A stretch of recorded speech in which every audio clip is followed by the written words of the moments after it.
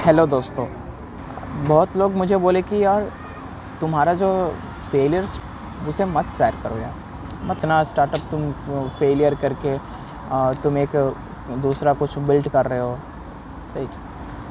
तो ये बहुत डर लग रहा था कि मैं ये किसी को बताऊं या ना बताऊं, बट सोचा कि यार मेरा फेलियर स्टोरी एक्चुअली ये तो कुछ फेलियर था, तो ये तो मेरे मिस्टेक्स थे, तो इसे क्यों नहीं शेयर किया जाए। क्योंकि बेस्ट लर्निंग्स हमारे लाइफ में यही होती है कि हमारी खुद का जो मिस्टेक है उससे सीखना। जो बिज़नेस और स्टार्टअप जर्नी है उसमें से बहुत कुछ सीख सकते हैं, और मैं अभी सीख कर उसी को इसे इम्प्लीमेंट करके बहुत अच्छा एक प्रोडक्ट बिल्ड कर रहा हूँ। तो मैं अपने प्रेजेंट जर्नी के बारे में बताने से पहले मैं चाहता हूँ कि यार मतलब मेरे पास्ट में जो मैंने मिस्टेक्स की हैं और मेरे स्टार्टअप जर्नी रही हैं उसके बारे में बताऊँ। तो 2018 से शुरू होता है। 2018 में मैंने पहला अपना स्टार्टअप चालू किया था, और वो भी एक फूड डिलीवरी का। इसको स्टार्ट करने का मेन रीज़न ये कि मेरे जो घर है उसके सामने एक कॉलेज है, पॉलीटेक्निक कॉलेज, और उस कॉलेज में पहले 2000-3000 बच्चे पढ़ते थे। उस समय उस कॉलेज के बाहर में एक दुकान था, वो छोटा सा ढाबा। और जब उस कॉलेज में बच्चे कम हो गए, एडमिशन कम हो गए, तो ढाबा वाले भैया को भी प्रॉफिट नहीं हो रहा था, तो उन्होंने क्लोज़ कर दिया। अब बच गए 4 से 600 बच्चे, लेकिन उनको भी दोपहर को खाने के लिए कुछ ना कुछ चाहिए होती थी, तो वो थोड़ा ट्रैवल करके जाते थे। तो मैंने सोचा कि उनको ट्रैवल ना करना पड़े और पास में जो मिल रहा था उससे अफोर्डेबल कुछ ऑफ़र करें, तो वो हमें एक अच्छा बिज़नेस बिल्ड करेगी। तो मैंने क्या किया कि मेरे पास गवर्नमेंट स्कूल में दी हुई साइकिल थी, तो मेरे साइकिल से 4 किलोमीटर के डिस्टेंस पे एक मुस्लिम फैमिली बिरयानी बनाती थी, वो भी वेज बिरयानी था। तो वहाँ से 40 रुपये का जो बिरयानी मिलता था वो मैं यहाँ पे 55 रुपये का विथ 0 डिलीवरी चार्जेस बोलकर मैं बेचा करता था। उस समय 12th स्टैंडर्ड में मैं पढ़ रहा था।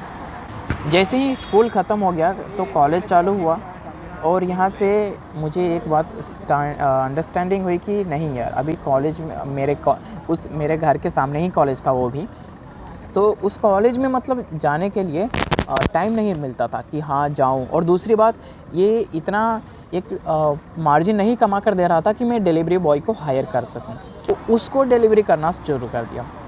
अब उसको डिलीवरी स्टार्टिंग में करना शुरू किया। नर्सरी वाले को कौन होलसेल में मतलब प्रोडक्ट दे रहा है, मतलब लगा सबसे बड़ा वहाँ पे चल रहा है, तो वहाँ पे गए हमने, वहाँ से बात की, तो उन्होंने बोला कि नहीं आपको बल्क में ऑर्डर लेना पड़ेगा। तो उस समय मेरे पास बजट नहीं था, तो इस कारण से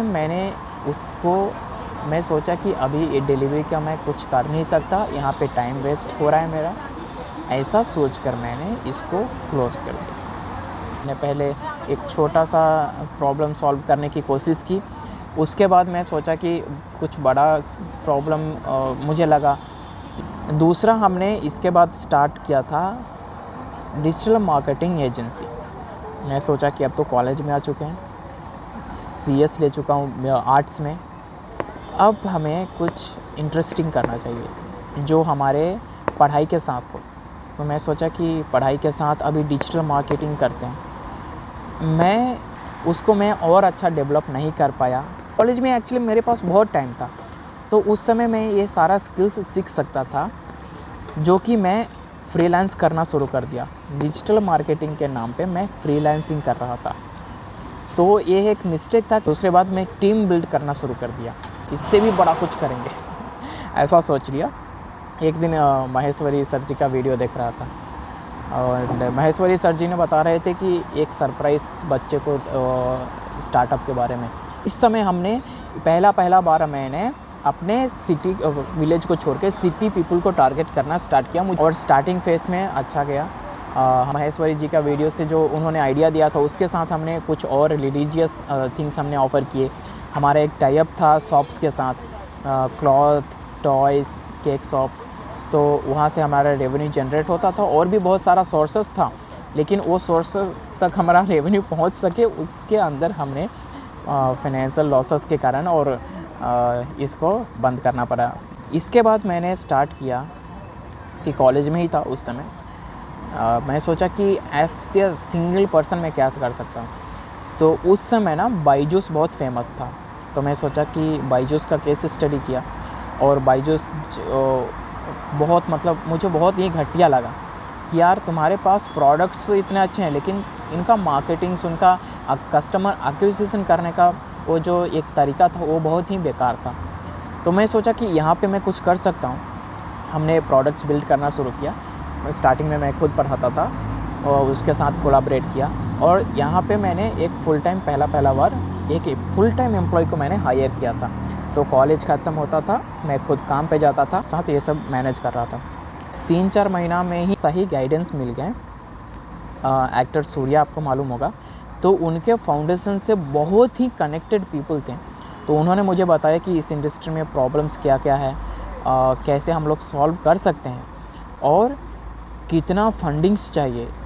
तो वो एक चीज़ है बेटा, तुम्हें अभी नहीं करना चाहिए। उन्होंने मुझे गाइडेंस दी, मैंने उनको मेरा सारा मोटो समझाया कि हम लोग कैसे प्रॉफिट करने वाले हैं, तो ये सब। तो उन्होंने बोला कि बहुत अच्छा है, लेकिन अभी आप समझ नहीं रहे हो, बहुत ज़्यादा फंडिंग की ज़रूरत पड़ेगी और बहुत सारे स्टाफ्स को आपको हायर करना पड़ेगा। तो वो एक सच में एक प्रॉब्लम बना था। मैंने पहले तो उनका बात नहीं माना, लेकिन जैसे ही रियलाइज़ हुआ वो प्रॉब्लम्स आनी शुरू हुई, तो मैंने उसको भी बंद कर दिया।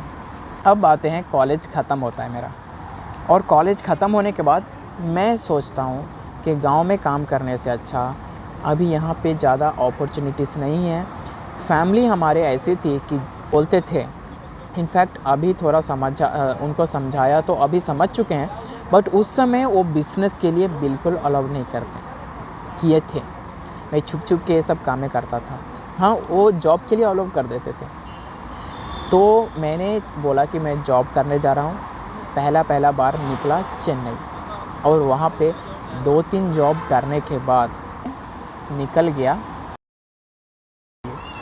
और जैसे मैं महाराष्ट्र के लिए निकला, ट्रेन में बैठा था, उसी समय एक ग्रुप में मैसेज आ रहा है, एक दूसरे लोग से के साथ बात कर रहे हैं कि मैं 6 महीने से रह रहा हूँ और मैं ऑलमोस्ट बैंक करप्ट होने वाला हूँ, क्योंकि यहाँ पे लिविंग स्टैंडर्ड ऑफ लिविंग जो है वो बहुत हाई है। अब मैं सोचा भाई हमारे पास तो पैसे बहुत कम है, इसके साथ हमारा बैंकर बनने का सपना है, तो कैसे करेंगे। कैसे भी बोला कि मैनेज हो जाएगा। के लिए हमने जॉब अप्लाई किया और छोटी सी जॉब लग गई। यहाँ पे आने के बाद स्टार्ट होता है रियल स्ट्रगल। हमने स्टार्ट किया और ऑलमोस्ट हमने 35 से 40 लोन्स प्रोवाइड किए, जिसमें सिर्फ़ और सिर्फ 12 हमारे कंप्लीट हुए और बाकी के सारे एक तो फुल डिफ़ॉल्ट कर चुके हैं या फिर आधे में आने के बाद डिफ़ॉल्ट कर चुके हैं। और वो सब इतना बड़ा लॉस क्रिएट किया मुझे कि ऑलमोस्ट मुझे ये तोड़ के रख दिया कि कैसे करूं, नेक्स्ट क्या करूं, राइट। इसके बाद मैंने ऑलमोस्ट सब काम छोड़ दिया और जॉब पे कंसंट्रेट किया। फिर मैं सोचा कि यार पास्ट में मैं तो बहुत सारा चीज़ कर चुका हूँ, ऑलमोस्ट बहुत सारी इंडस्ट्री में मेरा एक्सपर्टीज़ है, मैं काम कर भी चुका हूँ। तो ये रियलाइज़ होने के बाद मैंने फिर से स्टार्ट किया, और इस बार हमने जितने भी फेलियर्स से हमारे लर्निंग्स थे, उस सारे लर्निंग्स को लेने के बाद हमने स्टार्ट किया है अपना कम्युनिटी। क्या लर्निंग्स लेना चाहिए? देखिए, पहला तो है ईज़िली क्विट नहीं करना चाहिए। दूसरा जो है, आप सोच रहे हो कि सारा काम मैं खुद करूँगा, इम्पोर्टेंट काम मैं खुद करूँगा, ऐसा नहीं करना चाहिए। हमें काम डिवाइड करना चाहिए। तीसरी, पर्सनल लेवल पे हो सके या बिज़नेस में, फाइनेंस का पढ़ाई आपको करना ही चाहिए। और दूसरी बात, एक दूसरे के जो सक्सेस स्टोरीज़ हैं उसको पढ़ने से अच्छा फेलियर स्टोरीज़ के पढ़िए। वहाँ से आपको आइडिया मिलेगा कि बंदा क्या गलती कर चुका है, वहाँ से आपको आइडिया मिला कि हमें ये गलती नहीं करना चाहिए। तो वहाँ जैक मा खुद बोलते हैं कि learn from others peoples mistake. तो दूसरे को गलती से सीखनी चाहिए। और अपने गलती से तो बिल्कुल और सीखनी चाहिए। कि आजकल की फैंसी वर्ड है स्टार्टअप।